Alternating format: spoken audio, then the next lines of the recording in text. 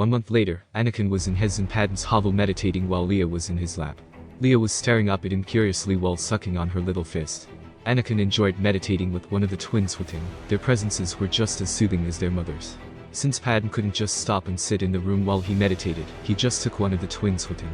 Leia let out a noise, kicking her tiny feet. This was her little signal when she was annoyed that her daddy wasn't paying attention to her. Chuckling lightly, he moved his hands to face upwards, and Leia let out another small noise, sounding more like a shriek as he was lifting his daughter up with the force. Opening his eyes, he chuckled as he looked into his daughter's curious face. "What are you staring at, princess?" He cooed softly, kissing her tiny nose. "She's probably wondering why she's floating in midair," Padme commented with a half smile. Chuckling lightly, he held Leia in his hands again. "She loves that kind of attention," he answered. "Of course, she's obviously daddy's girl," she told him, smiling. Anakin smiled as he cradled his daughter to his chest. He kissed her forehead before standing up from the floor. Walking over to his wife, he kissed her gently with a smile. Padme kissed him back with her hand resting over his free arm before they left his meditation room. "How did your meditation go this time?"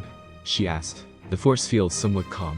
"Everything's quiet, almost too quiet," he answered. She stared at him quizzically as he cradled Leia in his arms. "Are you still not feeling safe, Ani?" she asked quietly. "Something doesn't feel right, Padme." "I keep thinking we're being watched no matter where we are," he answered. "No one knows we're on Tatooine," she pointed out quietly. "I know," Anakin answered. Anakin sighed as he looked at Leia, sitting down in a chair, holding his daughter up so he could look into her face. "She deserves more than a life on Tatooine, both of them do," he murmured. Leia just let out a long yawn. "Ani, all these babies want is your love," she whispered. Leia opened her eyes again, but just barely. "They don't care about the fact we live on a dusty, sandy planet. They just care that they have two loving people," Padme added softly. "It doesn't feel enough," he answered. "Don't start that kind of talk," she told him. She kissed the side of his head. "Just because we used to have fancy things, doesn't make them important," she answered. "I know that, Padme," he answered. "Then why the need to give the children more than they already have?" she asked. "I don't know," he replied with a sigh. Anakin kissed his daughter's forehead as he stood up and placed her into the crib next to Luke's. Luke was wide awake now, staring up at him. "Hi Luke," he said, smiling, holding his son's hand between his thumb and index finger. Padme was fixing dinner when she glanced at Anakin to see him fawning over their children. It made her smile. It was the one time Anakin was calm and just didn't think about the Empire taking control of everything. She wasn't force sensitive, but she even knew how relaxed her husband was when he was home, but she also knew that he was antsy with just doing nothing. After she finished dinner, Anakin placed Luke back into his crib before walking over to the dinner table. "Smells good," he told her, kissing the side of her head. "Thank you," she answered, smiling. Kissing her forehead, he sat down. "I know you have been antsy since we've moved here," she commented after a few minutes. Anakin glanced at his wife before going back to the stew in front of him. "I'm worried, Angel," he assured her. Padme smiled a little as they ate in silence for a while. "Well, I did something for you," she told him. "You didn't have to do anything for me, Padme," he answered. "No, but I wanted to," she told him. Standing up from her seat, she walked over and removed the datapad from a drawer, handing it to him. Giving his wife a quizzical look, he looked at the datapad. "What is this?" he asked. Watto's business went under. He was desperate for a buyer. "So, I was thinking this could be your new repair shop," she explained. Scanning through the datapad, his eyes were wide in disbelief. "I can't believe it," he murmured. A smile appeared on his face. He could actually keep up the disguise as a regular shop owner. With all the droids and vehicles that broke down on Tatooine, he knew it would be easy to open up a shop. Looking up at her, he smiled at her. "Thank you," he said softly, placing his hand on her cheek and brought her closer to kiss her. Padme kissed him back, placing her hand on the side of his neck with a smile. Pulling back, he brushed his nose against hers with a smile. "But we can't really call it Skywalker repairs. The Emperor knows my connection to you now," he pointed out. Resting her hands on his shoulders, she massaged them gently. "What are you suggesting?" she asked. "I go by another name. They know my name, but no one knows what I look like," he replied. "The Emperor might have been smart to know who I am, but wasn't smart enough to get a holo of me to give to his spies to find me." "You know this how?" she asked curiously. "I've searched the databases while we were on our way to Tatooine.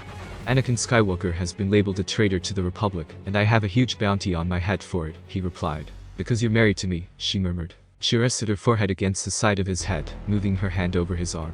"What he doesn't know is that I truly am his enemy," he answered with a half grin. Sitting back, he stared at the datapad in front of him.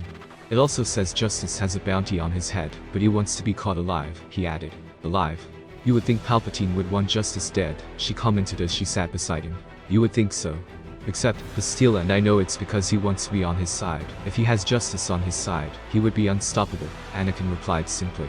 "Doesn't he have an apprentice already?" she asked. "He does, but he would want me to kill her," he replied.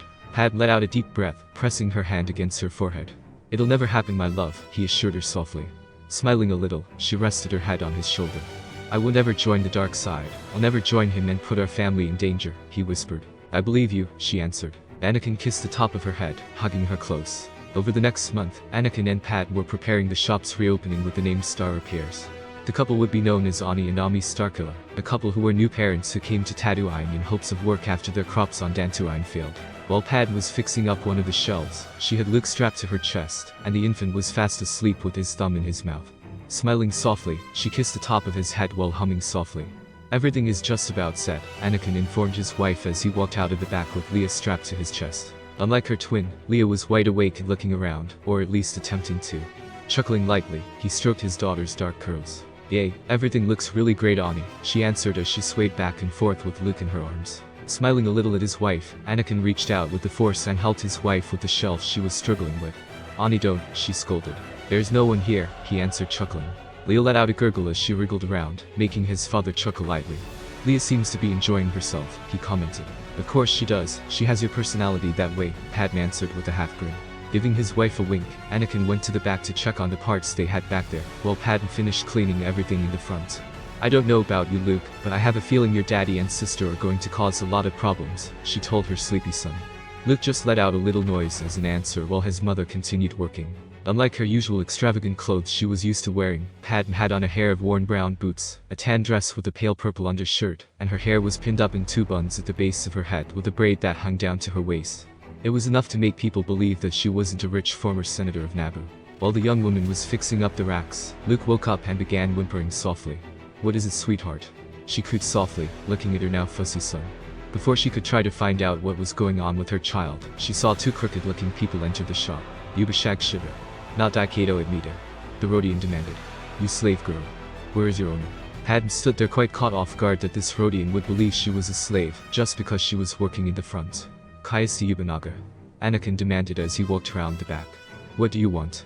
The Rodian looked at the woman, and Padme suddenly felt very uneasy under his gaze. "Rima," Anakin demanded. "Speak." "Mitanga one pachi one matupasha," the Rodian answered. "I am looking for a part for my speeder." Anakin nodded his head slowly, grateful that he had placed Leia into her crib in the back of the shop. He gestured for the Rodian to follow him and glanced at Padme. As Anakin searched for the part to put on the speeder out front, he suddenly had a feeling that the Rodian was here for more than just a part for his speeder. "Kai?" he asked, looking at the Rodian. "What?" "Exkelina for Wemakoth Kanuda Wana Shag Shiba," the Rodian informed. "I am willing to pay good money for your slave girl." Anakin stood up, suddenly not interested in this creature's money at the least. "Doi Marami. Chena Shag Yako. Kongripuchon Pai Char Amawasa." Anakin hissed angrily. "That is my wife. There are no slaves here. Now leave and never come back." The Rodian was stunned, but seeing the young man's scorching eyes made him leave before he could say anything else. Letting out a frustrated sigh, Anakin shook his head slowly. "Dantapudu all of them," he muttered to himself. Usually he would have brought out either his knife or lightsaber to threaten the Rodian, but when it came to not gathering attention, he didn't do any of it. The last thing he wanted was to bring attention to himself as well as the family. Letting out a shaky breath, he went back to the shop to talk to Padme about her staying at the shop with him. Walking back into the shop, he saw his wife standing there with a confused expression. "He left rather quickly," she commented. "After he offered to buy you, he's lucky that the look on my face is what scared him off," Anakin answered. Her eyes widened in horror at what he had said. "Padme, I think it would be safe if you would stay away from the shop," he told her. "What? And have you do this on your own?" she asked. "It'll be safer because you're just a catch for slave owners everywhere here," he replied. "And you're not?" she asked. Standing there in silence, he let out a deep breath. "Alright, if it'll make you feel better I won't stay away for good, but I won't come in as often," she replied, "because you will need help around here with the bookkeeping and everything." Knowing his wife wouldn't budge on her compromise, he held her hand gently in his. "Alright," he said with a sigh. He kissed her forehead with a sigh. Padme rested her forehead against his chest before Leia started crying. Walking over to the back of the shop, he lifted Leia up into his arms. "We've moved from one nightmare to another," he murmured. "It could be worse, Ani, a lot worse. At least this way they could live a somewhat normal life," she said softly. Nodding his head slowly, he looked at his daughter again before looking at his son. "Yes, somewhat normal," he murmured, kissing his daughter's forehead. Padme rested her head on his shoulder as they stood in silence, staring around at their new shop, their new business to their temporary home. Anakin let out a deep breath as he swung his lightsaber around his back, blocking an attack aimed for his head. Jumping backwards, he disconnected the two combined blade, making it two blades. Bastila smiled as she threw a blow to his hold that he easily blocked, throwing her off her feet. Are you alright? He asked. I'm fine, young one, just keep going, Bastila replied as she got back to her feet. Anakin blocked several more attacks, but he couldn't help but feel that something was off with his former master. You are dodging than attacking today, he told her as he grabbed her wrist, twisting his arm behind her back suddenly. Ha daddy. A voice called out, making them both laugh. You have a crowd, Bastila quipped as she suddenly elbowed her former apprentice in the side. Anakin stumbled back, losing his grip on her. He rolled across the ground, grabbing his discarded lightsaber, rolling on his back to block Bastila's attack to his head. Holding his hand up, he used the force to shove Bastila backwards. The former Jedi Knight dropped her lightsaber, holding her hands up in surrender, a move that confused Anakin greatly. You giving up? He asked curiously. I'm just a little tired, Anakin, she answered as she reattached her lightsaber to her belt. Anakin stared at her curiously. Daddy, you win. The little voice called again. Looking over at his 2-year-old twins, he chuckled lightly. I won, Luke, he replied. Luke got up and ran as fast as his chubby little legs could carry him, wrapping his arms tightly around his father's leg. Smiling, he lifted his son up, kissing his forehead. So are we meeting at my hovel tonight for dinner? He asked. Of course, Bastila replied with a smile. Anakin smiled when Leia ran over. Daddy, up high, she told him, holding her arms up. Chuckling, Anakin lifted his daughter up into his free arm. Well, what do you think? Should get you two home, he commented. The twins just yawned in response, making him laugh as he carried them home after telling Bastila he would see her later. When he arrived home, Padme exited the hovel with a smile. There you are, she said smiling. Mama, Luke said excitedly, holding his little arms out to his mother. Padme took her son into her arms, kissing his forehead. How was training? She asked. Weird, Bastila surrendered, he replied. Bastila surrendered? She asked. Yes, he replied as they carried the twins inside. That is odd, she commented. Anakin nodded his head slowly. Makes me wonder, he murmured. Padme looked at her husband curiously. Well, she wants to do a different kind of training session with me later on, he replied. Oh? She asked. Anakin let out a sigh as they got the twins down for their naps. I asked Bastila if she would show me how it truly feels to use only the dark side of the Force, he replied. The young woman looked at her husband with wide eyes. What? Anakin, that's crazy. She exclaimed as she closed the door to the twins' room. It's not crazy. If I'm going to learn the Force, I need to learn all aspects of it, he replied. Anakin, it is crazy, it is. It could consume you, I could lose you to it, she told him. Anakin shook his head slowly. Think about it, Padme, if I learn the secrets of the dark side, just a little bit, I could unlock a lot of secrets to use against the Emperor, he replied. Padme shook her head slowly. Anakin, this is dangerous, what you going to do, she said softly. I need to know, and I'll be alright, he assured her, stroking her cheek gently. Closing her eyes, she rested her forehead against his chest with a sigh. That evening, Bastila and Obi-Wan arrived for dinner just as planned. Padme had dinner all set and the twins were sitting in their seats, eating the flatbread Padme had on their plates. How are things at the shop? Obi-Wan asked. Successful actually, business is beginning to pick up even more, he replied. No one suspects anything of who you are? Bastila asked. Anakin shook his head slowly when Leia pointed on her daddy's sleeve. Daddy moo please? She asked. Smiling, he took his daughter's little cup and filled it with blue milk. Father had suits you just fine, Bastila commented smiling. I like it, Anakin answered smiling as Leia started drinking from her little cup before filling Luke's. Have you two discussed their training? Obi-Wan asked. Anakin and Padme glanced at each other before looking back at their friend. Only as a curiosity, he assured them. I'm not demanding you do it, just wondering. Well, we don't want them to gain too much attention right now. That's why we're far from the city. My mother said I was hard to handle at this age with my abilities, Anakin answered. Bastila laughed a little into her napkin. Oh yes, I remember that quite well, she commented, laughing softly. What do you mean? Padme asked. You forget, Padme, I have watched over Anakin since the day he was born. I remember a time Anakin was about a year old. His mother had just finished her chores for the day and was playing with Anakin back in their little room. Anakin was so excited that his mother was home, he accidentally threw a plate across the room, Bastila explained. Padme started laughing. Leia did that just the other day when Anakin came home from the shop. She was so excited she knocked a holo off the wall, she commented. Leia acts more and more like you every day, I swear on the Force, Bastila answered, smiling. Chuckling, Anakin looked at Leia. I want to be white daddy, Luke told him. Lifting his son up from his chair, he had him sit in his lap. You'll become like me one day, I assure you, he told his son smiling. Good, Luke answered. Smiling, Anakin kissed his son's forehead before he had him sit back in his seat. Bastila was watching Anakin with a small smile before glancing at Obi-Wan.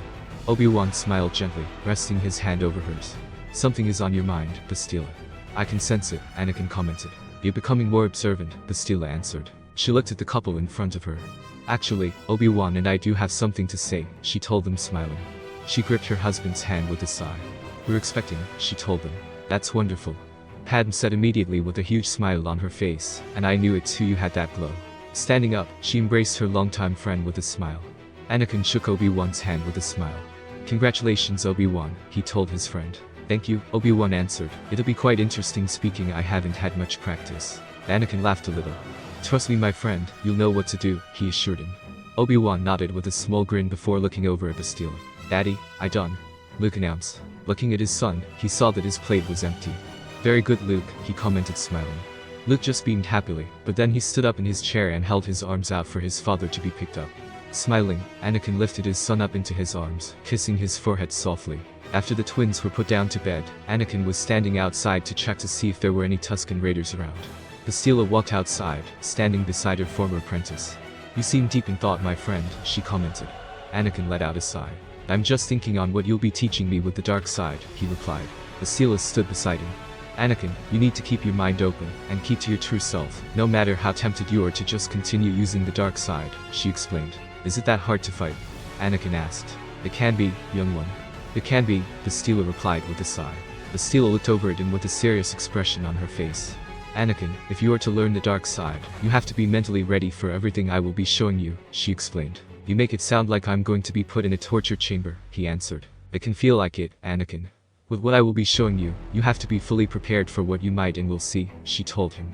Anakin was silent for a few minutes. "How do I prepare?" he asked. "Meditation and lots of it. Also keep in mind of what your reasons are to learn all about the Force," she replied. Immediately, she saw his eyes dart toward the hovel, making her nod her head slowly. "Exactly my point, Anakin. The ones who fall to the dark side are relentless, mindless monsters," she told him. "They even forget about the people who loved them in the first place. So why are you agreeing to show me the dark side?" he asked. "Because you need to understand all points of view of the Force. The problem is with the Jedi in this generation forgot all about all sides of the Force. It was only light or dark, no gray area," she replied. "Gray area?" he asked. Bastila nodded her head slowly. "Walk with me, Anakin," she told him. He slowly followed at his former master around the land. "The meaning of the Force has been lost for many, many years.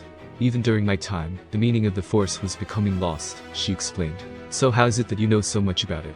he asked. "When you have been alone as long as I had, you tend to want to learn more about things. I ended up searching to find out more about the Force. To search every aspect of it so I knew what to do when I found the Chosen One," she explained. Anakin was silenced once more, letting everything she was telling him sink in. "I have trained you well, Anakin. I am very proud of the man you have grown into. You are not confused and lost as you were when I first met you when you were a child," she added. "The Jedi Order rejected me. I thought my fate was to be a slave forever," he replied. "As you can see now, that is not the case. You are the Chosen One, Anakin," she told him. "How can I destroy the Sith and put the Force back in the balance?" he asked. "You'll know how when the time comes," Bastila replied. Nodding his head slowly, he let out a sigh as he mulled over everything she had told him. He really had to mentally prepare for what she was going to show him. He just hoped that the temptation wouldn't be too great, that he would become what he had fought so hard not to become. That night, Padme walked out of the fresher to find her husband sitting on the edge of the bed, deep in thought. "Ani, are you alright?" she asked as she walked over to him. He lifted his head, looking at her. "Yes, just thinking," he replied. She sat behind him, wrapping his arms around his torso. Reaching up, he placed his hands over hers. "Padme, I have been told that I'm the Chosen One. I'm supposed to put the Force back in the balance and destroy the Sith," he murmured. Padme nodded her head slowly, moving her thumb in circles over his chest. "I'm just," he started. "Just what?" she asked. "What if I'm not as strong as they put me out to be? What if when the time actually comes, I'm not strong enough to defeat Sidious and Demonia?" he asked. "Don't be too hard on yourself, Ani," she answered. "Don't start thinking like that about yourself." Anakin was silent, and Padme rested her forehead against the side of his head. "You'll be great," she whispered. "You already are." "I just don't want to leave you or our children alone," he murmured. "What are you talking about?" she asked. "If anything were to happen to me," he started. Padme's eyes widened and she pressed her fingers against his lips. "Don't talk like that," she replied. He was silent, letting out a sigh. "You are not leaving us alone. Don't talk like that, Anakin," she told him. Nodding his head slowly, he let out a sigh. "Alright, I wouldn't mention it," he answered. Smiling, she pressed her lips against his. "I love you," she whispered. "I love you," he answered. They lied back on their bed, and Anakin wrapped his arms around his wife as they fell asleep. Anakin was standing in the cave once more with Bastila circling him slowly. "You are here to learn the ways of the dark side. You are to harness the power as well as the power of the light side, and meld them together as one," she instructed. Nodding his head slowly. "You are also here to learn," she started. Before Anakin could react, Bastila raised her hand and lightning shot from her fingertips and into his body, throwing him back onto the ground. How do you expect the unexpected with a Sith, she added. Groaning a little, he felt his body jolt from the electricity still pulsing through his body. The Sith are relentless. Once you are down they will be sure you stay down, she told him as she shot more electricity through him. Anakin cried out as he tried to move away from the pain. Fight me Skywalker, fight me, she taunted. Anakin winced as he tried to get up when she shocked him again. Bastila, he exclaimed. Anakin, this is just a small dose of lightning. If I was giving you the full power of it, you would be dead, she answered. Will you give me a chance to even attempt to block an attack? He demanded. Sidious and Demonia won't give you a chance to block an attack, she replied.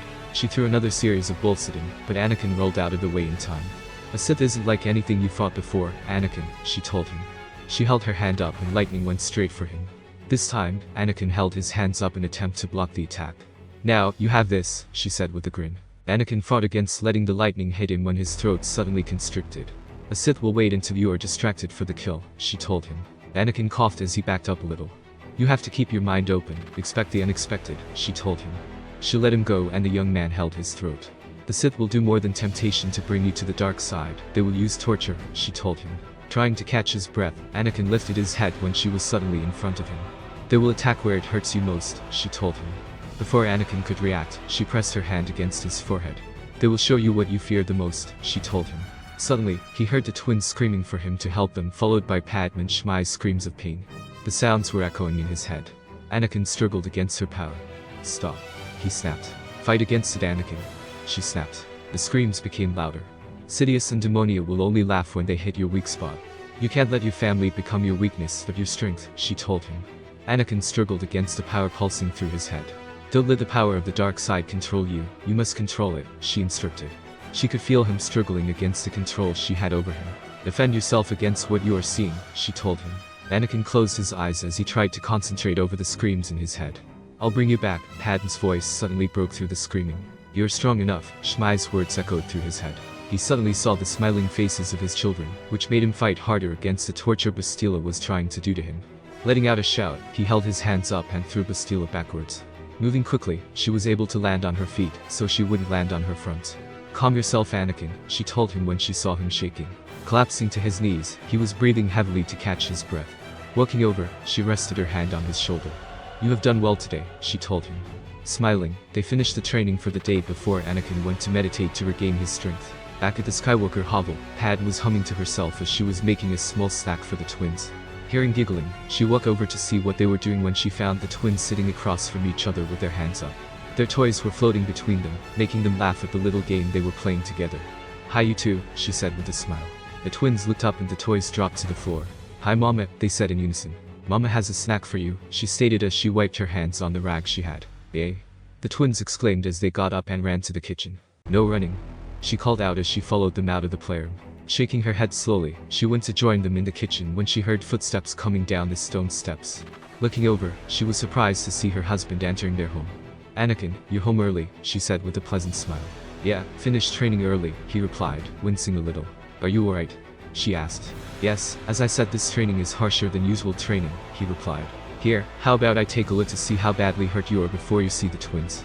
She asked. Smiling, he followed his wife to their room. Removing his tunic, Padme gasped to see his back covered in scrapes and bruises. What happened? She exclaimed softly.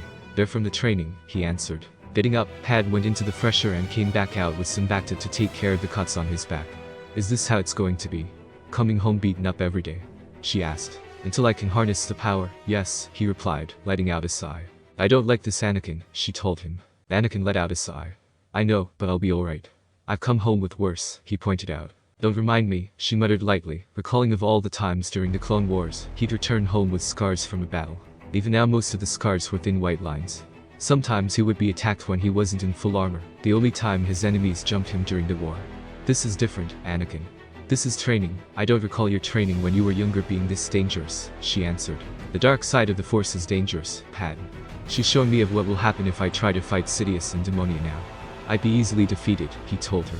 She's showing you this by beating you up, she demanded. This is training, Padme, he answered. Well, I don't like it, she told him. Bastila will put my life in danger, she's our close friend, he answered. Padme let out a sigh, resting her forehead against the side of his head. I just don't want you getting seriously injured, she whispered. Anakin closed his eyes, resting his hand over hers. "I'll be fine," he answered softly. Sighing, she moved her forehead to his shoulder and closed her eyes. Anakin rested his forehead against the side of her head as they sat in silence. When Padme finished treating his injuries, Anakin walked into the kitchen. "Daddy," the twins exclaimed in unison. "Hi you too," he said smiling as he embraced his children. After kissing them both on the forehead, he had them sit back at the table. "What did Mama make?" he asked. "Holly muffins," Luke replied, holding up a piece of muffin to his daddy. Anakin smiled as he took a bite of the muffin. Good thank you son," he commented smiling, kissing the top of his forehead. "They're not as great as my cloudberry muffins, but these are good substitutes," Padme commented. "What's a quidwalli?" Leia asked. "Cloudberries are very, very yummy berries that smell probably sweeter than pallies," she replied smiling. "I want a quidwalli," Luca announced. "Maybe someday sweetie, but we can't get cloudberries here," Padme answered, stroking his hair. Anakin smiled as he took his own muffin off the table. "Daddy pod waces?" the 2-year-old asked. "Sorry son, but podraces have been banned," Anakin replied. Ever since Luke overheard Anakin and Owen talking about how he won a podrace, he had been wanting to see a race. The 2-year-old sighed. "How about you help Daddy at the shop today?" Anakin asked. The boy's eyes lit up at the idea. Anakin hadn't started. "I won't let him out of my sight, just trust me," Anakin answered with a smile. "Please Mama," Luke insisted. Padme sighed, seeing that Luke was all excited about the idea of going to help Anakin at the shop made her smile. "Just be careful, please. You said yourself that Mos Espa isn't safe," she told her husband. "He'll be fine," Anakin assured her smiling. "Eh?" the little boy said excitedly as he crawled off his chair and crawled up into Anakin's lap. Anakin looked over at Leia. "You can come with me tomorrow, Princess," he told her smiling. "You can be Mama's helper here for when Grandma and Auntie Bear come." Leia's eyes lit up. "Damn it," Leia said excitedly. "Your mother tends to spoil the kids when she's here," Padme commented as she cleaned up their mess. "Can you blame her? The twins are her first grandchildren after all," he said with a smile. "She does feel it's Grandma's right to spoil them." Padme smiled as she put the rest of the muffins away. "Besides, I'm sure if your mom was here she'd be just as bad if not worse than my mom," he pointed out. "This is true," she replied, laughing a little.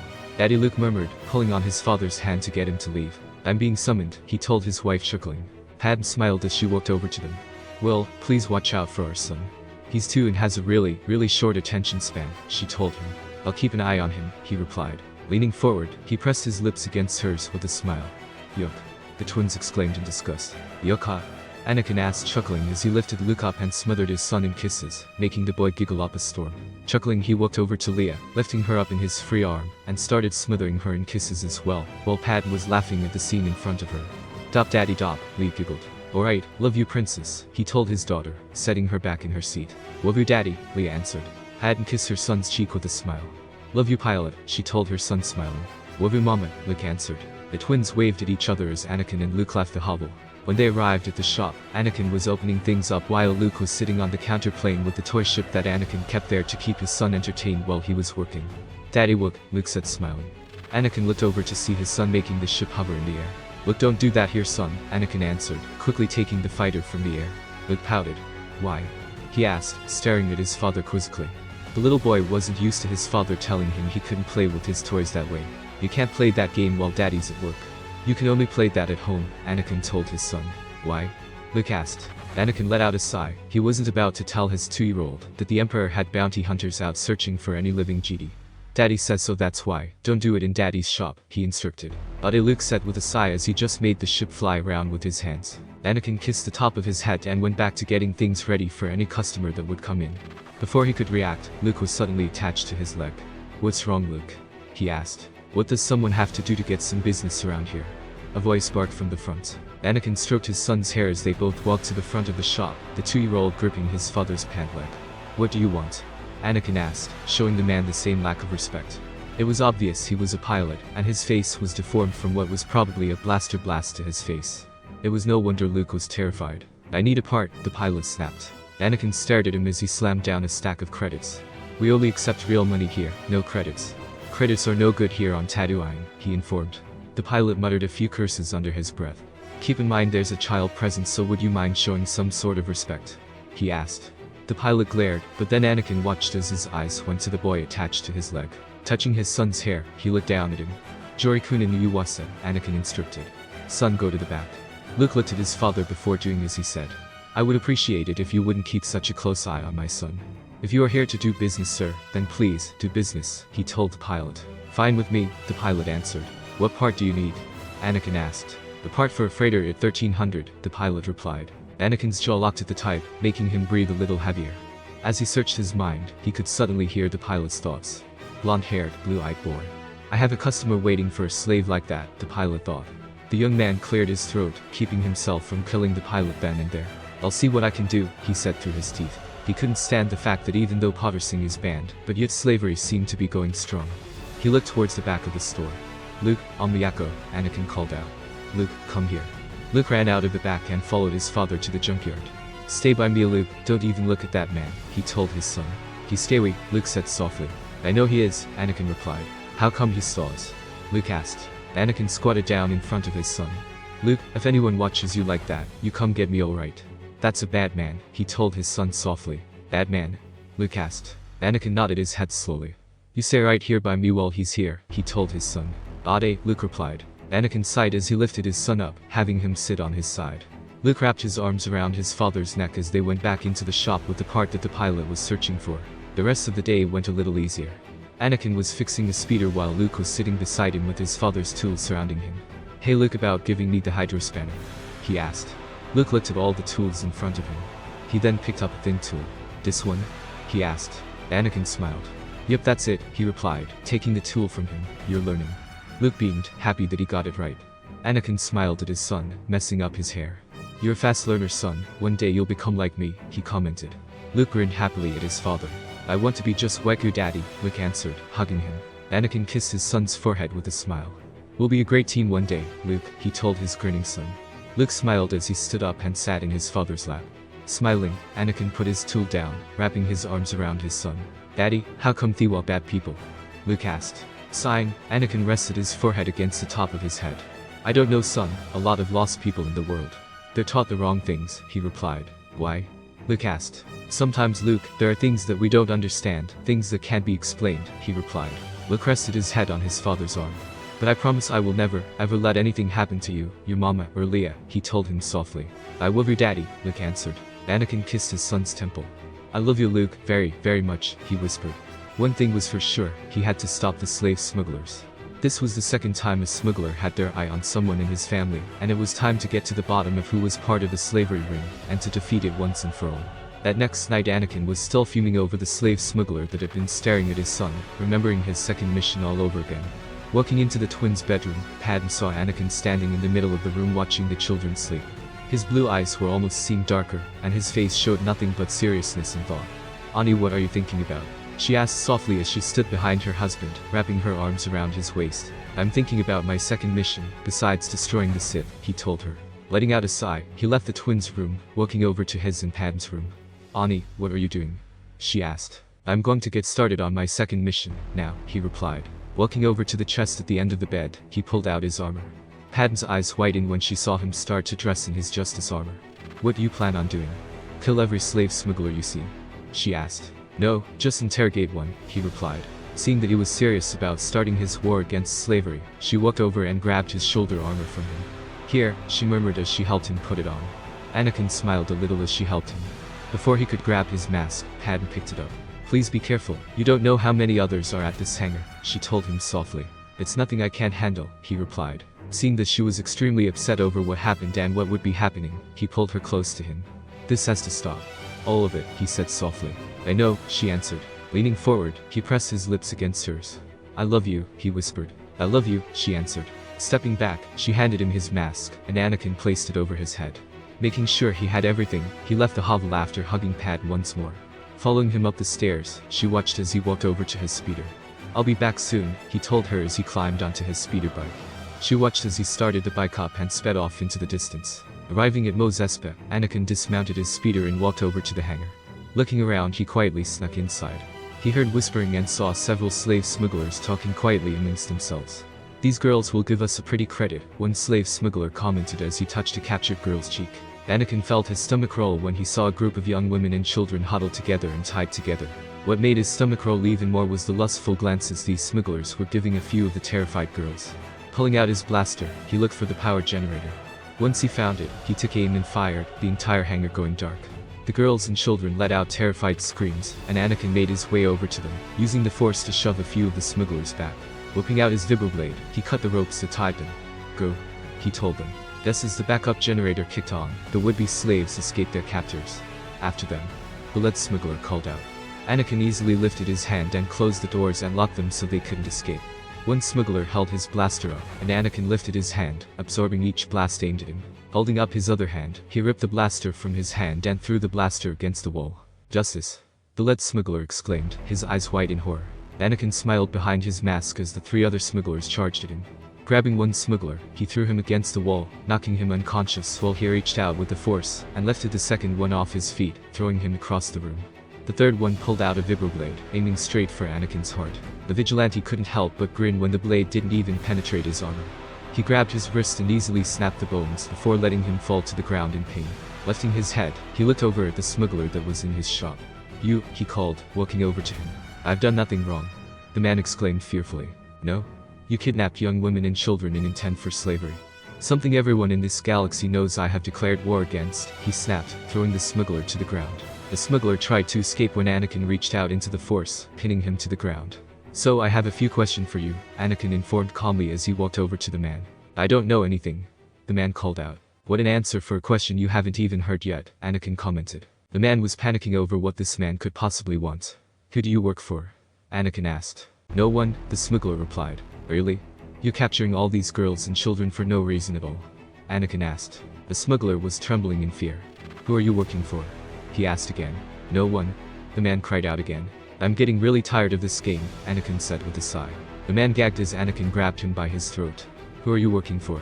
If you don't tell me, I will find other ways of getting the information, so you might as well just give up and tell me," he said threateningly. "If you tell, you're a dead man," a smuggler called out. "If you don't tell, you're a dead man," Anakin answered. The man gagged some more, gripping his wrists. "PP Prince XX Iser," he gagged out. "The Faline Prince?"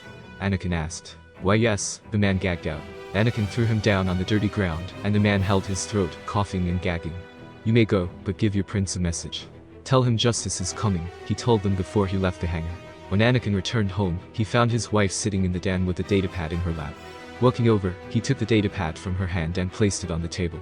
Leaning forward, he pressed his lips against hers. Pad woke up and started kissing her husband back. "Hey, what time is it?" she asked tiredly once he let her go.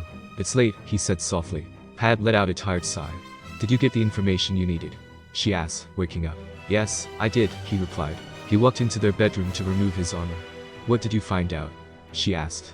Sighing, he started removing his armor. "I found out that Prince Iser is behind a lot of it," he replied. Pad's eyes widened and she shuddered a little at the name.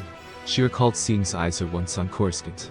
Anakin was gone on a mission with Bastila, and she had just found out she was pregnant with the twins. He had come to Coruscant to speak with the Chancellor, and she was at the Senate building at the same time. The grin he gave her chilled her to the bone. Anakin looked over to see his wife's eyes were extremely wide and glazed over as if she were remembering. "Pad, what's wrong?" he asked. "I remember Iser. The last time I saw him was on Coruscant," she replied. "He didn't try anything, did he?" asked. No, she replied. "Did he say anything?" he asked. Pad shook her head slowly. "No, he was just staring at me," she replied. "You and I were just married and I was pregnant with the twins." "He said nothing?" he asked. "No, only stared," she replied. Anakin let out a sigh as he continued to take off his armor. "Doesn't matter if he knew we were married. From what I know about Iser, he has a mission of conquering every woman he sees," he told her. Pad walked over, resting her cheek against his back. "He didn't try anything, I promise," she answered. She bit her lower lip as she kept her arms around his waist. Anakin sighed, moving his hands over hers, their wedding rings touching. "I could help you know," she said suddenly. "What do you mean?" he asked. "I mean helping you bring down Iser," she replied. "No, out of the question," he told her, pulling away from her arms. Pad stared at him. "Why not?" "I could help you get in and stop Iser from destroying more families and more lives," she answered. "Absolutely not," he insisted. "Why?" she asked. "You just told me Iser was just smiling and staring at you, and all of a sudden you want to help me," he asked. "Yes, because I can help you," she replied. Anakin stared at her as if she had gone crazy. "No, I wouldn't trust that thing around my wife, no way," he told her. Padme stared at him. "Anakin, are you jealous?" she asked, raising her eyebrow. "What? Where did you get jealousy out of that?" he demanded. She started laughing. "Ani, you're jealous of the idea of another guy staring at me, and you're thinking in that head of yours that somehow I will fall for his petty words," she answered. "He's a Faline, it's in his genes to seduce women with his words and pheromones," he told her. "And you would think he would have done that when he saw me on Coruscant," she answered. "He was probably waiting until you were alone," he told her. Laughing a little, she wrapped her arms around his waist. Let me help you, she insisted. Padme, it's too dangerous, we're dealing with more than just Caesar here, and what about the twins? He asked. I don't want you doing this on your own, she replied. Obi-Wan won't let Bastila get herself into that kind of disguise again while she's pregnant. Anakin let out a sigh. The twins need you, he said softly, resting his forehead against hers. I'm already going to be gone, they'll need you. Padme let out a sigh, he was right about that. Yeah, the twins, she murmured, glancing toward the direction their children's room sat. Anakin kissed the top of her head. As grateful that I am that you want to help. I know you want to help, but I would never, ever forgive myself if something were to happen to you, he told her. He brushed his nose against hers. Bonnie, I'm just terrified of losing you too, she answered softly. She rested her head on his chest, closing her eyes. Anakin hugged her close, moving his hand over her back. Right now we only need a plan. I'm not leaving to go after Caesar for a while because I still have so much to learn from Bastila, he told her. She kept her head on his chest, closing her eyes. I just don't want anything happening to you, she said softly. Anakin kissed the top of her head. Let's not worry about that until we truly need to, he said softly. Closing her eyes, she kept her arms around his back as she leaned into him. They both stood in silence, knowing that his destiny lied with defeating the Sith as well as slavery, but Padme just didn't want to lose her husband in the process. The thought of losing him on a mission terrified her. The twins were still so young, this was a pivotal for them. Their memories of their father would easily fade if something were to happen to him, and that scared her more than anything was their children never really knowing who their father was. Letting out a sigh, Anakin rubbed her back. Let's get some sleep, he told her. Nodding her head slowly, they got into bed and wrapped their arms around each other as they fell asleep. The next day, Padme walked up the stone stairs to find her husband outside with the twins. He was kneeling in front of them with his hands turned upward. The twins were getting entertained with the fact their daddy was showing them tricks with the Force. He had Luke's ship floating around, making it look like it was flying around. The twins were watching fascinated with the trick their dad was showing them. She laughed, shaking her head slowly. While Anakin was playing with the twins, Leia walked up to him and was suddenly tracing the two scars on his jaw and the scar over his eye. The little girl was always curious about how come his Obi never went away. What are you doing, Leia? He asked, chuckling. They hurt? She asked. No, they don't hurt, he replied, smiling a little. Leia stared at him quizzically, making him chuckle a little. You are a curious little one, he commented, kissing her forehead. Daddy all going away? Luke asked. Anakin had the toy ship drop back into his hand and stared at his children. You two are very curious and very intelligent for your ages, he commented. He picked Leia up. Daddy's not going away for a while, don't have to worry, he assured his two young children. Daddy, speed all white? Luke asked, his attention going to the speeder bike by the hovel. You're still too little for that, son, Anakin answered, smiling. But I dis many. Luke insisted as he held up two fingers. You're too little, when you're 5 I'll take you for a ride, Anakin answered. Luke let out a sigh, kicking up the sand. Are you doing your little tricks like Daddy asked? He asked as he placed Leia down next to her brother. The twins nodded. Why don't you show me? He asked. Leia scanned her eyes around when she saw her favorite Bantha stuffed toy sitting by the hovel. Look, Daddy, she answered as she held her hands up. Anakin looked over as the toy lifted up and slowly, ever so slowly floated to the little girl. Very good, Leia, very good, Anakin answered, smiled. Not wanting his sister to outdo him, he looked over at the toy ship he left over on the ground. Watch me, Daddy, he answered as he only held one hand up to act just like Anakin. Anakin smiled as he watched his son bring the ship to him. You two have done very well, he said with a smile. Anakin smiled, but then he looked at his chrono. Alright you two, I have to go to work, he informed. Ah, the twins groaned. Well, how about we all go to Mos Espa? I have a few things to pick up, and I'm sure the twins are getting cooped up at home, Padme commented. Seeing his children's eyes light up, he couldn't help but smile. Alright, I agree, he answered. Padme smiled as they got the twins into the speeder before they went to Mos Espa. At the shop, Anakin was fixing a part to a speeder when he heard the shop chime go off. Achuda, he greeted. Hello. Well, if it isn't Anakin Skywalker, a voice commented, forcing Anakin to look up surprised. Kidster, he said with a grin. Kidster laughed as he shook his friend's hand. Last I heard you were off this dust bowl, he commented. Well, certain circumstances brought me back, Anakin replied. Before Kidster could ask, two toddlers ran in. Daddy wook. Leia said beaming as she held up the pretty beads around her neck. Those are pretty, Princess, Anakin answered smiling. Kidster was staring in surprise. Whoa, whoa, whoa, Anakin Skywalker's dad? He asked. Anakin laughed a little as he picked Leia up, having her sit on the desk while Luke tugged on his tunic. Look, Daddy, he said smiling as he held up a box. Hey, a model starfighter, he said with a smile. You? Luke asked. Sure will, Anakin replied with a smile. Leia was looking at Kidster curiously. Daddy, who dad? She asked. Anakin looked over at Kidster. That's Daddy's friend, Kidster. Kidster, these are my children, Luke and Leia, he informed smiling. This is just weird, never thought you'd be a father, Kidster commented. And Mary, don't forget to put that in, Padme answered as she walked in. Kitster's mouth dropped when he saw Padme. Kitster, you remember Padme? Anakin commented with a grin. Sure, I remember Padme. Hi, Kitster greeted. Hi Kitster, nice to see you again, Padme answered. Kitster looked between the two of them. So wait, hold on a second. I have seen you on the holonet, you're some senator from Naboo, he commented too loudly. Hey, how about saying that a little louder? I don't think they heard you on Naboo, Anakin answered. What are you doing back here? She's like rich or something? He asked. Anakin rolled his eyes. Luke, Leia, how about you play with your new toys in the back? He asked. The twins nodded as they went to the back to play. Anakin looked at Kitster. We were in hiding, he told his friend. The Empire? He asked. Yes, we're being hunted, Anakin replied quietly. Padme held her husband's hand with a small sigh. The Empire?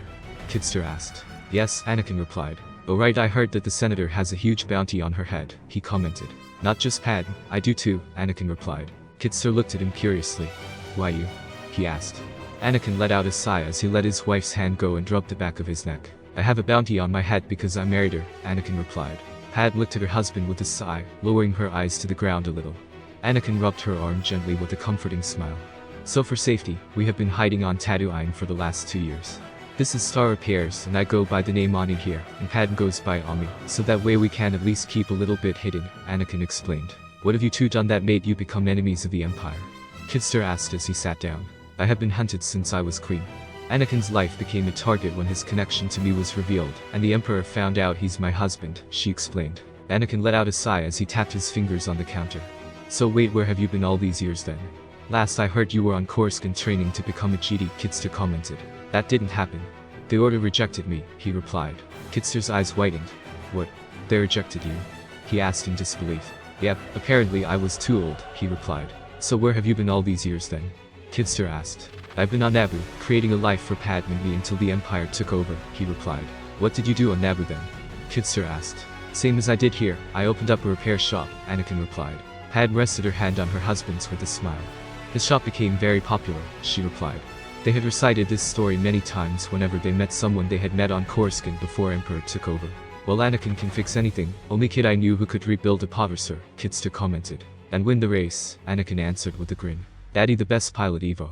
Luke exclaimed, making the adults look at the 2-year-old that was standing behind Anakin with a huge grin. Smiling, Anakin lifted his son up into his arms. So Luke, I get the feeling you're going to be just like your dad, Kitster commented. Padme stroked her son's blonde head before picking Leia up. We're letting them be children, Anakin answered smiling, kissing the side of Luke's head, the hope for the future right here. Still crazy to see you acting like a dad, Anakin, his friend stated, shaking his head. All of us thought you'd be part of the Clone Wars and become this huge hero. Anakin couldn't help but laugh when Luke looked up at him. Daddy did. Luke exclaimed. Kitster looked at the kid then back at his friend. Thought you said you didn't? He asked. Anakin cleared his throat. That's another story for another time, he answered, ruffling his son's hair. Padme laughed a little to see the quizzical look on their son's face. It's starting to get a little late, isn't it, Ani? I thought you had a meeting to go to, she asked, raising her brow. Glancing at his chrono, Anakin realized that it was getting late. I have to get going. It was great seeing you again, Kitster, he commented. Same here, Ani, Kitster answered, shaking his hand. You'll have to come by our hovel for dinner, Padme commented. Kitster nodded in agreement. Just give me the time and I'll be there, he answered before he left the shop. Padme let out a sigh, looking at her husband. Anakin smiled as he kissed her forehead and went to close up the shop. Later on, Anakin was back in the cave with Bastila once more circling him. Mind open, thoughts are calm, she instructed.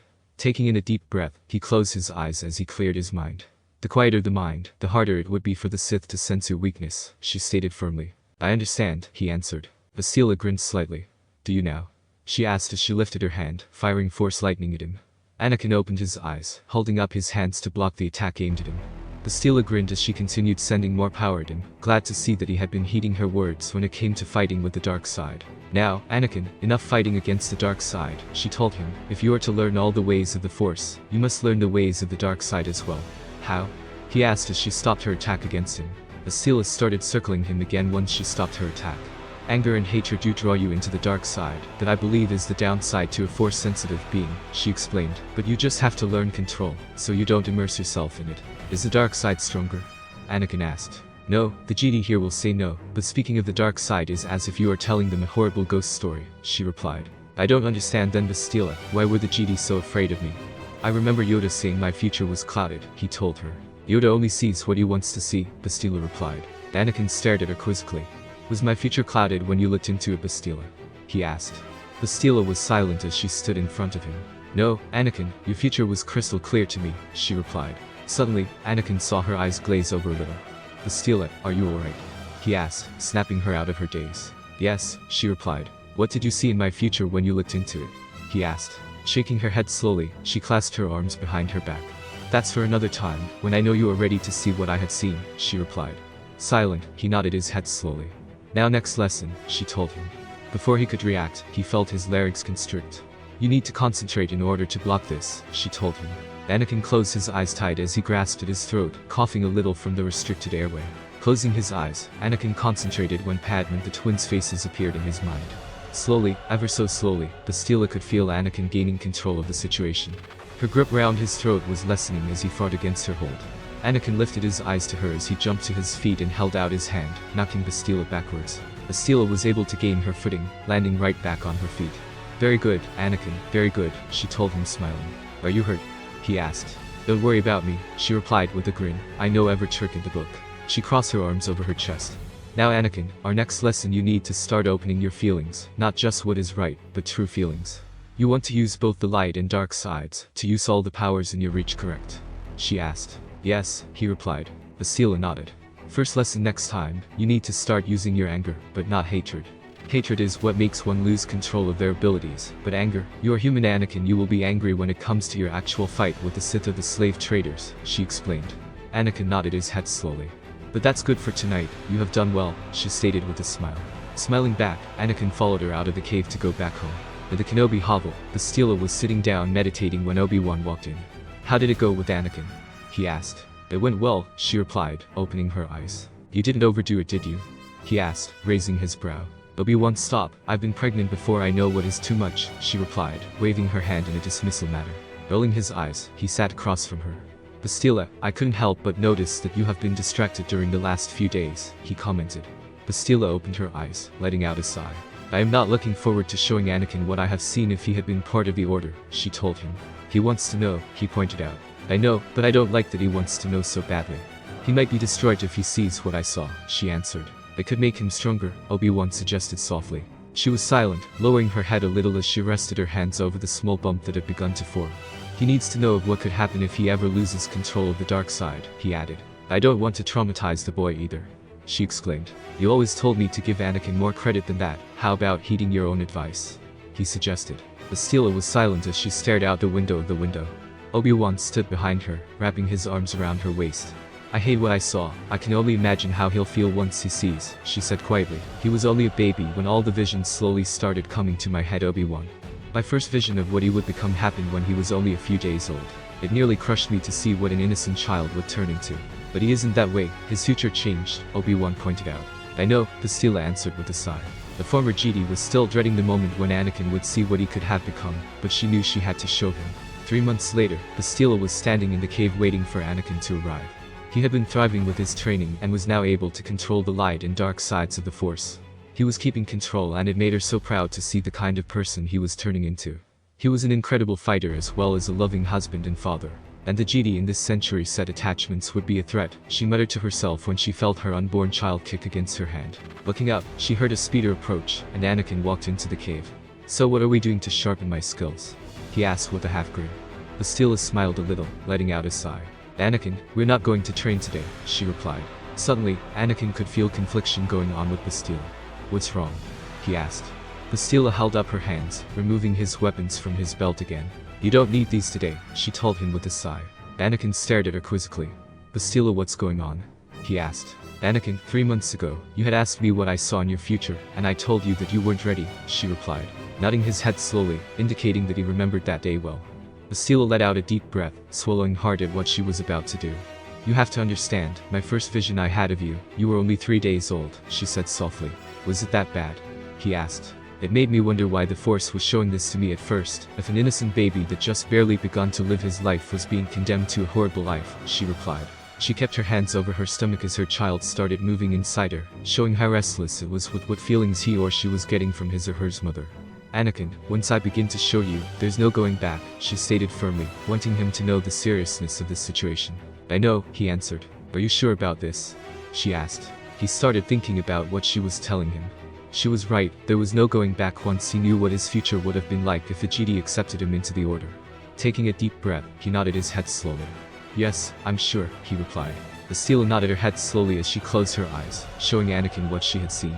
Anakin could suddenly feel the effects of her vision enter his mind, and it was almost like a cloud of dark smoke was surrounding him, almost engulfing him in Bastila's visions. Flash, Anakin slowly sank to his knees before the Emperor, giving away his very soul.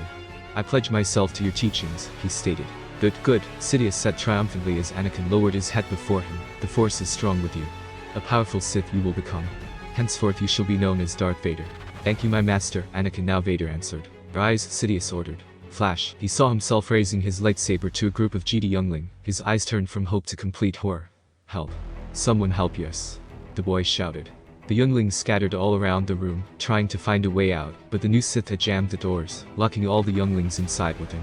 Flash, Obi-Wan standing in front of him, he felt nothing but hate and rage. I hate you. He shouted at Obi-Wan. Anakin saw himself lying by a lava pit, his arms and legs completely gone. You were my brother, Anakin. I loved you. Obi-Wan answered. Flash, Padme was looking desperately at him with tears in her eyes. It was obvious she was pregnant with the twins. Stop. Stop now, come back. I love you. She declared desperately. Only Anakin's eyes narrowed at her as rage built up. Liar. He shouted. He saw his wife look to the side in horror to see Obi-Wan coming down the ramp. No. She exclaimed, backing away from Anakin. You're with him. You brought him here to kill me. Anakin exclaimed, holding his hand up. No? Anakin, please. She cried out before she grasped at her throat when her oxygen cut off. In flashes, Anakin was shaking his head furiously. No. It can't be true. It can't be true. He exclaimed as he collapsed to his knees, holding his head in his hands. He opened his eyes when he saw a figure standing before him in a full mechanical suit, and heavy breathing could be heard. His blue eyes were wide in horror when he realized that it was him. It was him as Vader, a Sith Lord. The smoke cleared, and Anakin was still kneeling on the ground with a shocked expression on his face. Anakin? She asked slowly. He blinked his eyes slowly as he slowly climbed to his feet again. I'm not going to let that happen, he answered. I will keep my control of the dark side. Use your visions as your tool to keep yourself in order, Anakin, she told him. Anakin nodded his head slowly, still in shock over the fact he had seen himself attack his wife. Anakin, you are stronger than that. In my visions it always showed that you always felt alone because of the fact you weren't allowed attachment, she explained. Anakin was silent, letting out a heavy sigh. Anakin, remember how strong you truly are. The first thing the Sith will do would be to find your weakness. I told you this, she reminded him. I know, he answered. Then remember, she told him. Nodding again, he let out a deep breath. Later that evening, Padme was humming to herself as she was pulling out new clothes she got for the twins. They were both growing so fast and it was leaving the former senator in disbelief. Mama. Leia called as she ran over to her mother. Yes, Leia, she answered. We've Daddy. Leia asked curiously. Daddy's seeing Bastila about something, Padme replied smiling. Leia sighed as she sat down on the floor. What's wrong, princess? She asked. I'd wow Daddy something, she replied, holding up a picture. I'm sure Daddy will look at it when he comes home, Padme reassured her smiling. Leia nodded before she went back to the playroom. Padme watched her go and let out a sigh. Ever since the twins were born, Anakin worked harder than before. Either it was with his training or with his shop he was working. He did adore his children like no other, but the twins just missed him when he was gone. Suddenly, the twins were running out of the playroom and up the stone stairs. Daddy, they exclaimed, making her smile. Getting up, she followed after the twins up the stairs. Anakin climbed off his bike speeder and smiled as he got down to his knees to embrace his children. Daddy, look what I'd wowed. Leia exclaimed with a grin, holding up her drawing. That's really pretty, Leia, he said with a smile. Padme suddenly saw her husband holding the twins closer than ever before, as if they were going to disappear right in front of him. Anakin kissed both of his children, hugging them close with a smile. Hey, how about you go pick out your favorite toys? We're going to go on a trip, he informed. Trip? Luke asked. Yep, we're going to go see one of Mommy's old friends, he replied. The twins smiled before they ran back inside to pick out their favorite toys. Padme furrowed her brow as she walked over to Anakin. Anakin, what she started to say when he placed his hands on the sides of her neck and kissed her deeply. Padme kissed him back, resting her hands on his chest. Pulling away, he brushed his nose against hers with a smile. Everything alright? She asked. I'm alright, he assured her, resting his forehead against hers. What's this about a trip? She asked. Moving his hands over her back, he smiled softly at her. I would like to take my family to Alderaan for a little bit of private time, he said softly, a little bit of downtime. What brought this on? She asked. Moving his hand up into her curls, he caressed her neck while kissing her chin gently.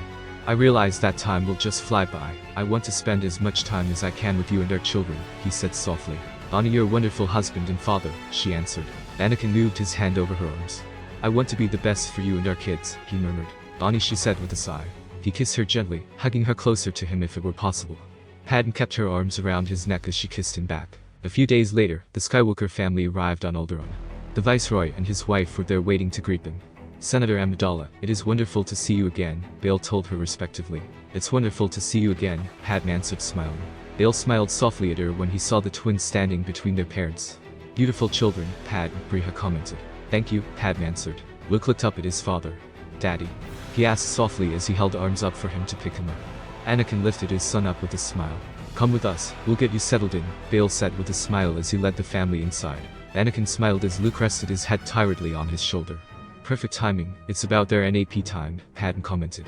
No, Leia answered tiredly. Padme kissed her daughter's forehead, making Briha laugh softly. Stubborn little girl? She asked. Extremely, as stubborn as her father, if not more, Padme replied with a half-smile. She doesn't get the stubbornness not only from me, Angel, Anakin commented as he rubbed Luke's back. Padme smiled as the Organas led them to the guest rooms. The twins could stay in here and your room adjoins with theirs, Bill stated smiling. Perfect, Padme replied as they went to put the twins down for their naps. Once the twins were tucked into their beds, Padme watched as her husband pressed gentle kisses to their foreheads, as he pulled the blankets up to their chins. I'll see you guys a little later, he told them softly. Daddy, you stay? Leia asked. I'm staying, he replied, stroking her hair gently. Smiling, Leia nuzzled her pillow before she fell asleep. Luke was already out as soon as his head had hit the pillow. Anakin smiled as he left the room, walking over to his wife who was standing by the far wall with a smile. Ready for some private time? He asked. Absolutely, she replied with a smile. Anakin smiled as he gave her hand a squeeze, and they continued down the hall to start their vacation together as a couple as well as a family. Anakin smiled as he watched the twins play in the gardens. Padme was seated on the ground with one of her gorgeous gowns flowing around her. It had been so long since he saw his wife dressed so elegantly, even though to him she could wear the rags on Tatooine, and she would still look gorgeous to him. Her hair pinned up in a half bun while the rest of her hair hung down around her waist. The twins were running around, giggling like crazy. They never saw so many living things. Leia just adored the flowers, and Anakin would just laugh as he watched his daughter bury her head into the plants. Luke, however, was fascinated with the water fountain. The boy was on his knees on the ledge of the fountain, staring intently at the water. Look, Anakin started when the boy fell headfirst into the water. Running over, he lifted his son up and the boy was laughing. Is he alright? Padme asked as she stood up with wide eyes, concern written all over her face. He's alright, look at him, Anakin replied as he gestured to the giggling 2-year-old. Leia just stared at her brother, her arms crossed over her chest. Mama said not to play, dear. She exclaimed. Luke flushed a little, making Anakin just grin. Come on, son, let's get you changed, he told Luke, leading him inside. After Luke was changed into fresh clothes, Anakin saw the weird look on his son's face. What's that look for? He asked. Weird clothes, Luke replied. Anakin smiled a little. That's because these clothes aren't made of that tough material to keep you protected from the suns, Anakin replied. What's of what? Luke told him, and cowed. Yep, we don't have to rush to preserve water like we do at home, Anakin replied. Luke just stared at his father curiously. I like it here, he commented. You do, huh? Wait until you see Naboo. One day you'll see the most beautiful planet in the galaxy, Anakin replied. When? Luke asked. Anakin smiled softly as he pushed the hair from his son's eyes. One day, Luke, one day, he replied as he lifted him up and they left the room. Later on, Anakin and Padme were having a picnic in one of the beautiful grasslands. I can't remember the last time we did this, he commented. How about our honeymoon on Naboo? Padme asked, smiling. Oh yes, he replied as he lied back on the grass. Padme smiled as she moved so she was sitting above him. And then 2 months after that I found out I was pregnant, she added, making him smile. Seems like such a long time ago almost, he answered as he pushed a curl over her shoulder. It does, she agreed with a sigh. Lying down, she rested her head on his chest, moving her thumb in circles over his abs. I wish we could go back to Naboo, even if it was just for a little while, she said quietly.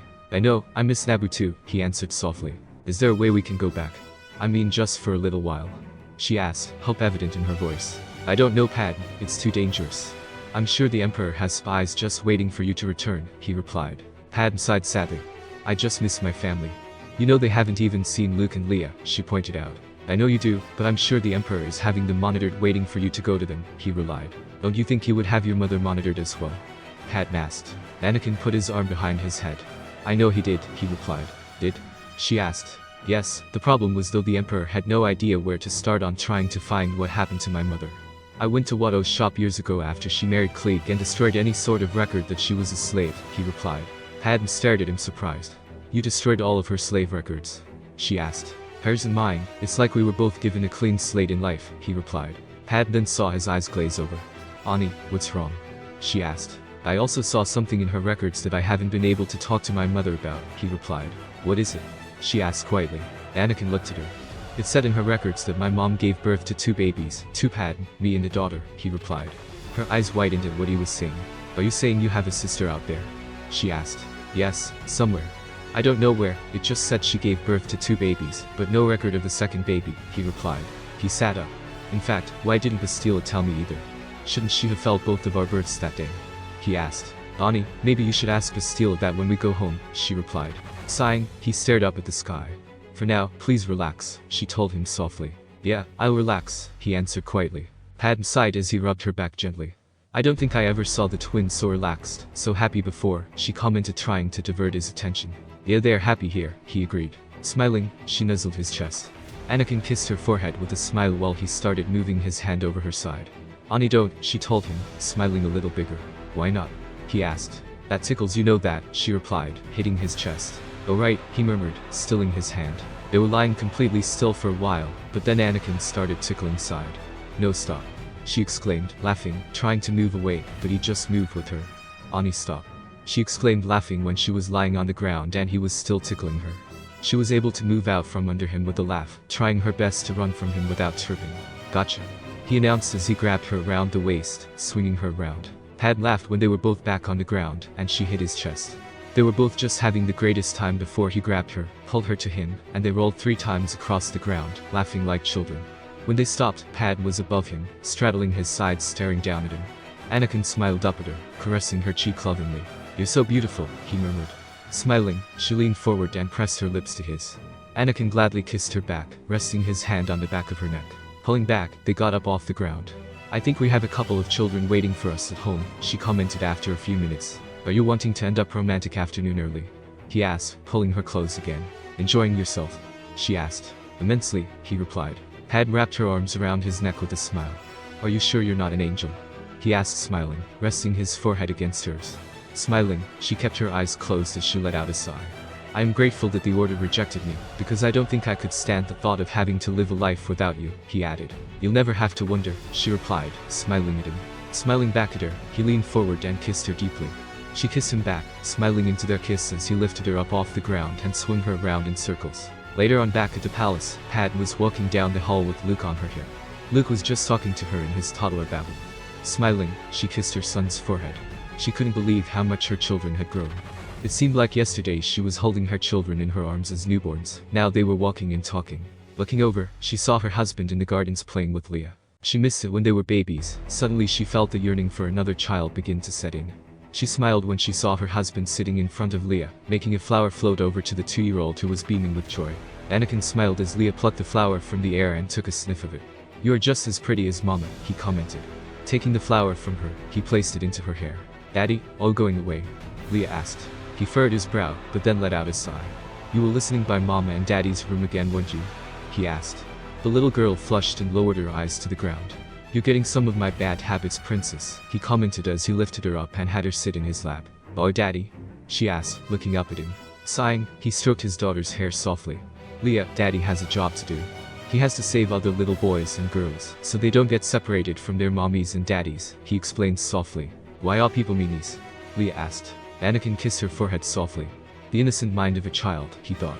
Looking at his daughter, he hugged her closer. I don't know, princess. People can just be meanies, he replied. Maybe they don't got mommies and daddies, she suggested, making him chuckle lightly. Maybe, he replied, kissing her forehead again. I don't want you to go, Leia insisted, burying her head into his chest. No go, Daddy, no. Hearing those words broke his heart. Oh, Leia, he whispered, hugging her tight. The toddler kept repeating for him not to go, and with each word broke his heart a little more. Later that night, Padme was going into the bedroom to find her husband reading to the twins. Luke and Leia were listening to the story intently, but their eyes were beginning to droop. After another 2 minutes, they were fast asleep with their heads on him. Smiling, Anakin set the datapad aside before he carefully tucked the twins into bed. He pulled the blankets up to their chins and kissed their foreheads lovingly. Letting out a sigh, he turned around to find his wife standing there. Smiling softly, she walked into the room and kissed her children goodnight. Anakin moved his hand over his wife's back before they left the room. When we go back to Tatooine, I have to talk to my mother, he told he as he held her hand. About your sister, she murmured softly. Yes, I have to know what my mother knows about her, he answered. Ani, what if it's too painful for her to talk about? It would be like asking me about one of our children if one of them was taken away, Padme pointed out. Sighing sadly, he kissed the back of her hand. Maybe, if she could tell me all she knew about her, maybe I could find her and bring her home, he answered.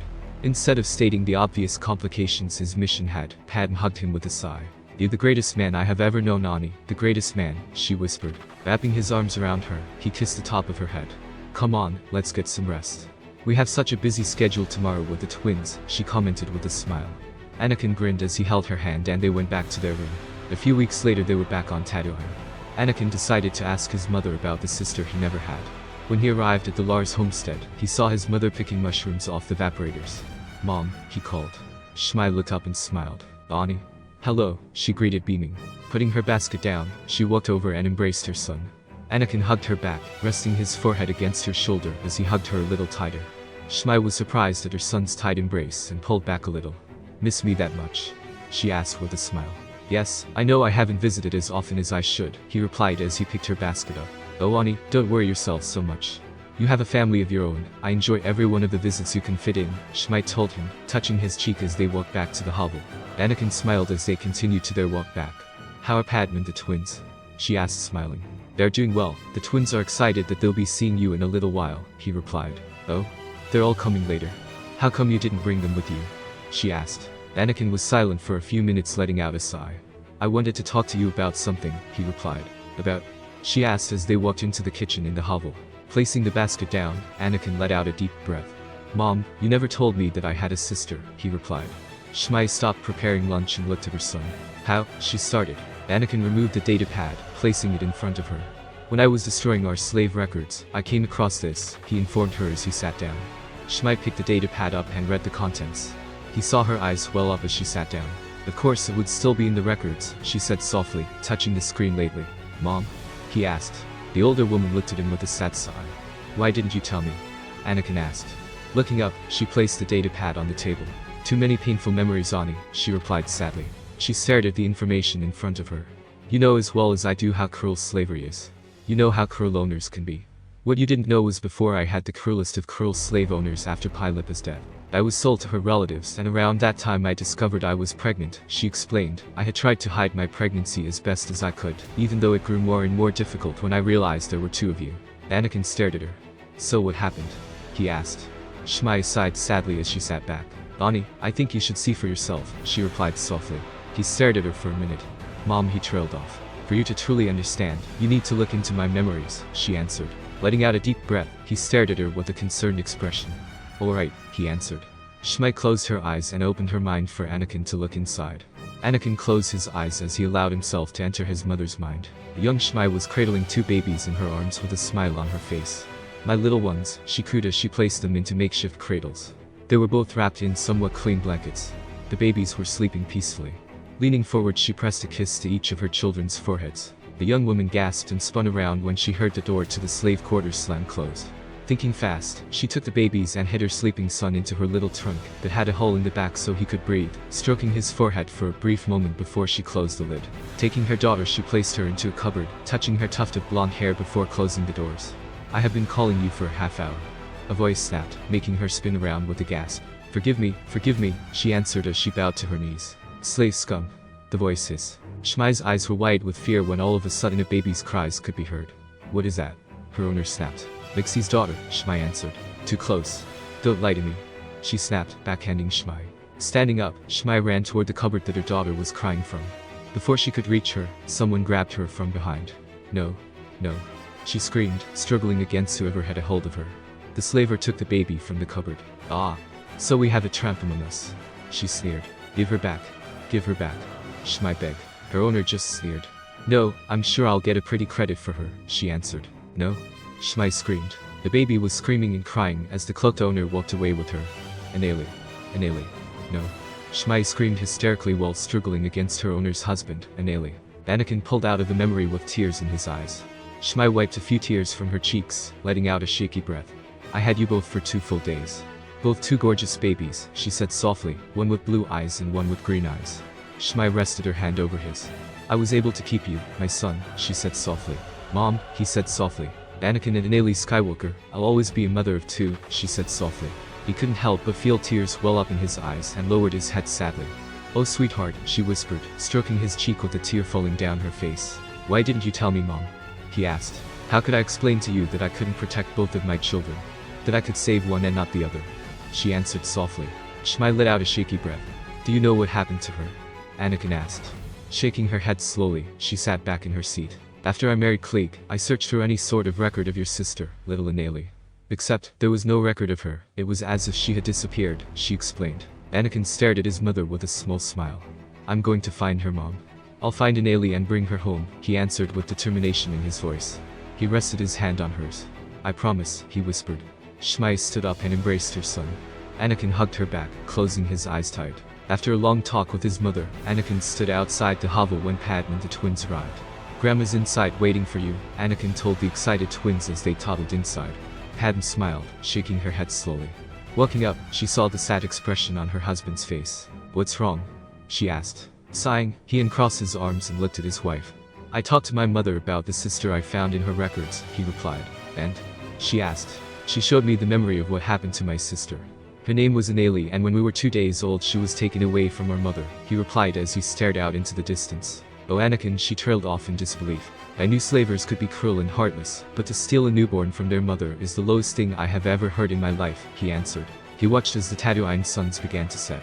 What are you going to do? She asked. Looking down at her, he rested his hand on her cheek. While I'm searching for this Prince Iser, I'm going to find her, he replied. Padme stared up at her husband. Ani, don't do too much. You have so much on your mind already, she reminded him softly. She's my sister, Padme.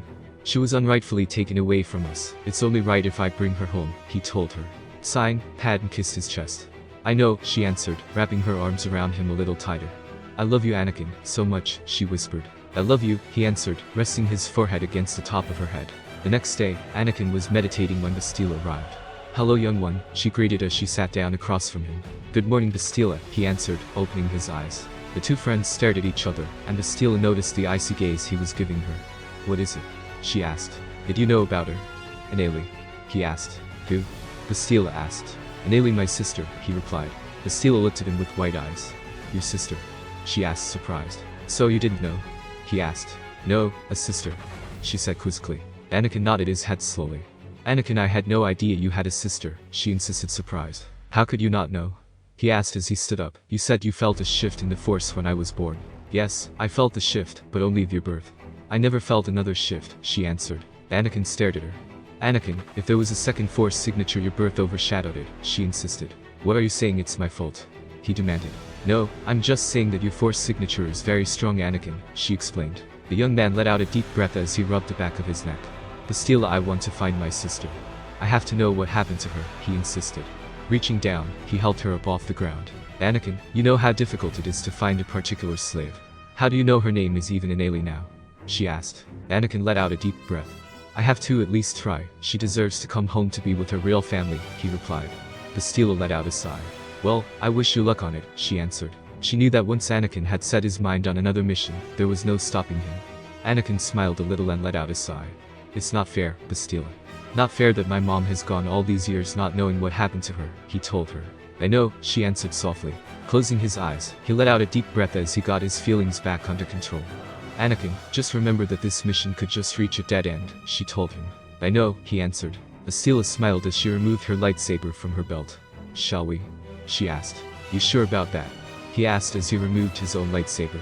I'm pregnant, not dying, she replied. Besides, you have to be ready for your mission to find Prince Iser.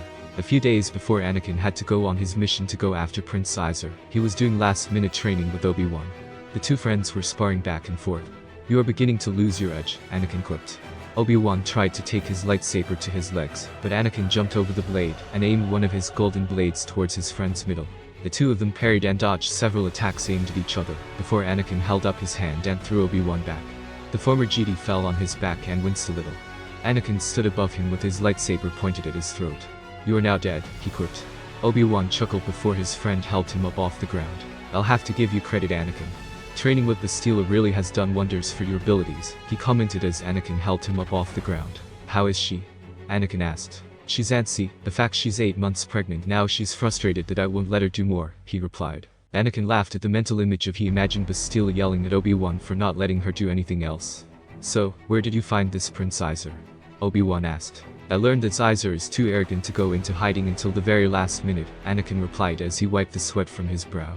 The two friends started making their way back to their speeders. I know Pat would feel safer you had gone with me, but Bastila needs you more than I do, Obi-Wan.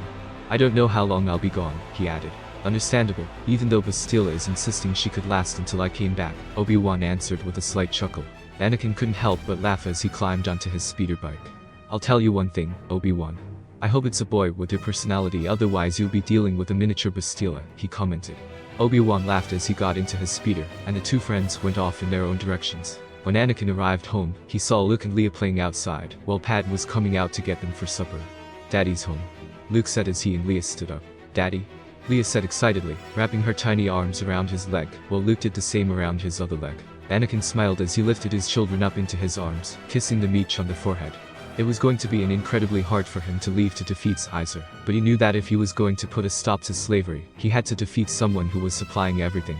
Carrying the twins inside, he set them down in their little seats, while Padme stood behind her husband with her arms around his waist. You seem deep in thought tonight, she said softly as he continued to watch the twins eat their dinner that she placed in front of them. Just thoughts, Angel, he replied. Patting her hand, he let out a sigh.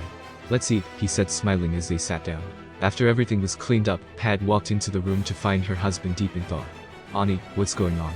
She asked as she stood behind him with her hands on his shoulders. I am just not looking forward to this mission, he replied with a sigh. I want to get rid of Izer, but I don't want to leave you here unprotected.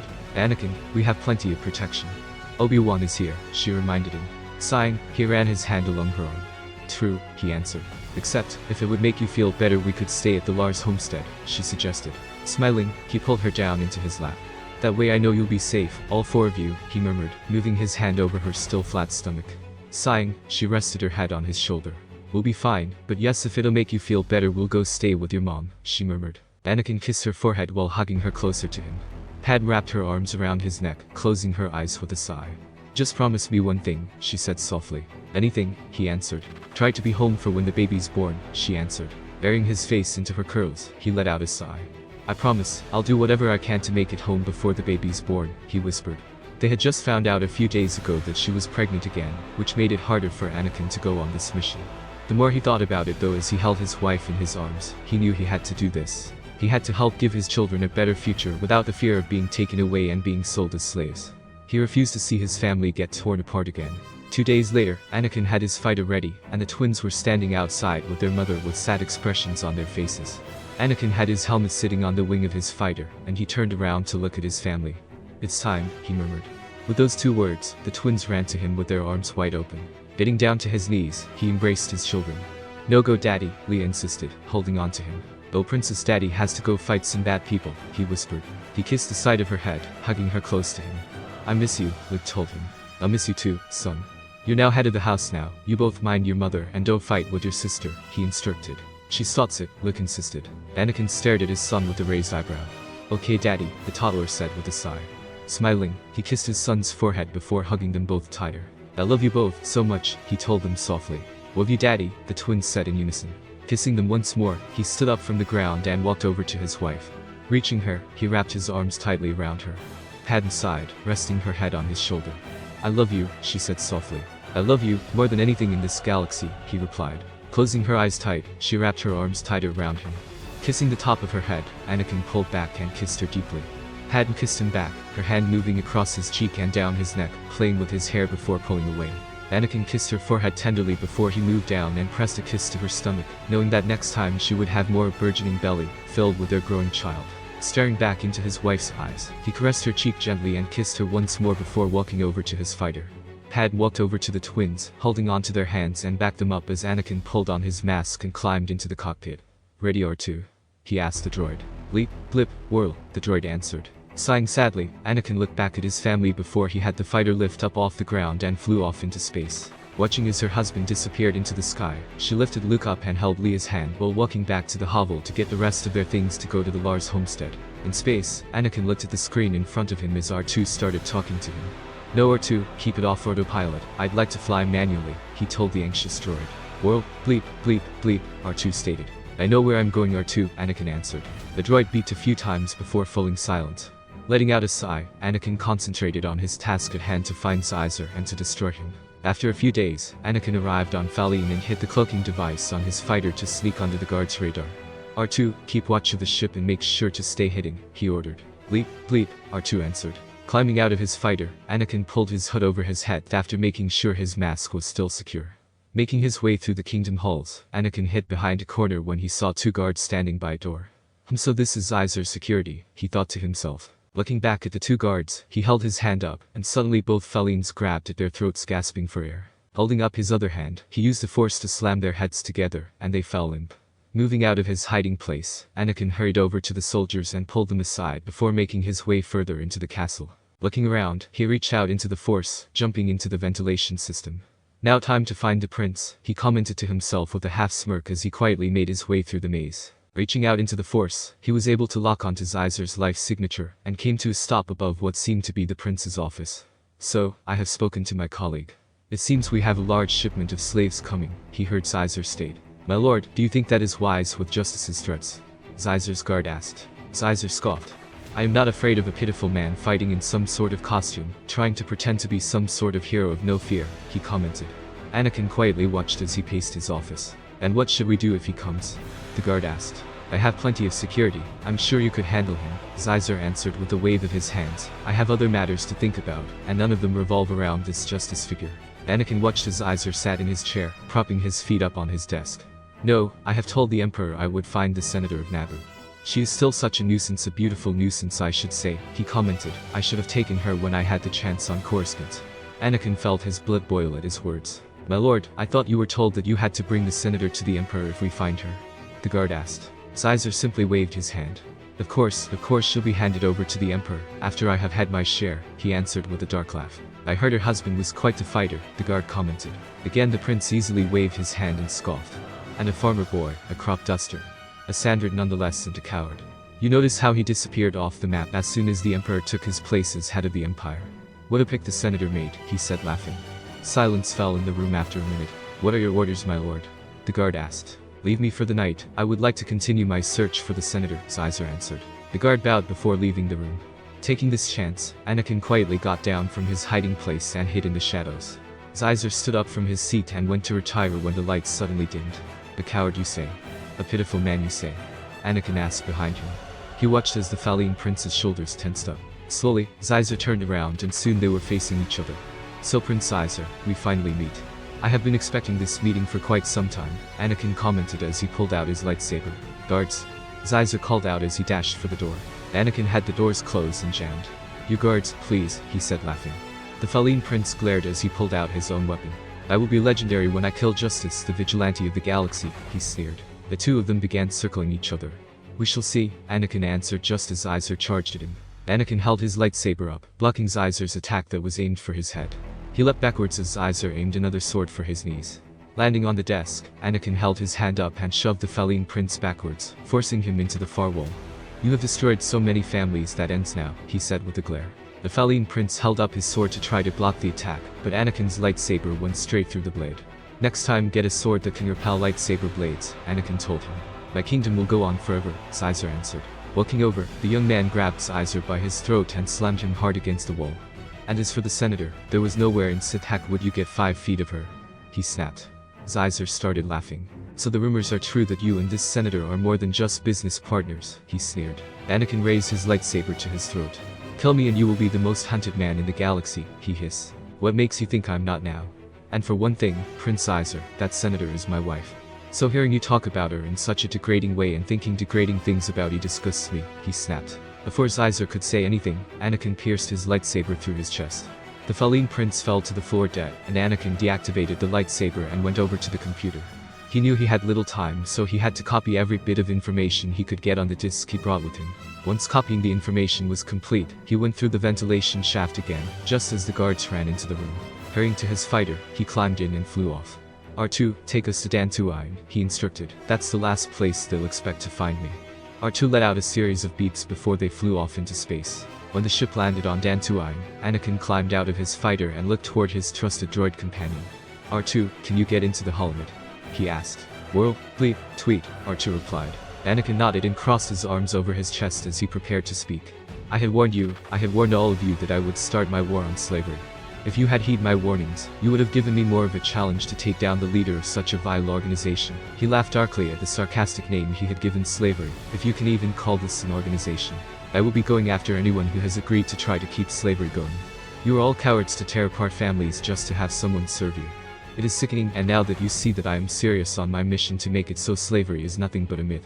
My war on slavery will not end until every slave is free and given a life they deserve, he explained to everyone in the galaxy who was watching the broadcast before having R2 cut the transmission.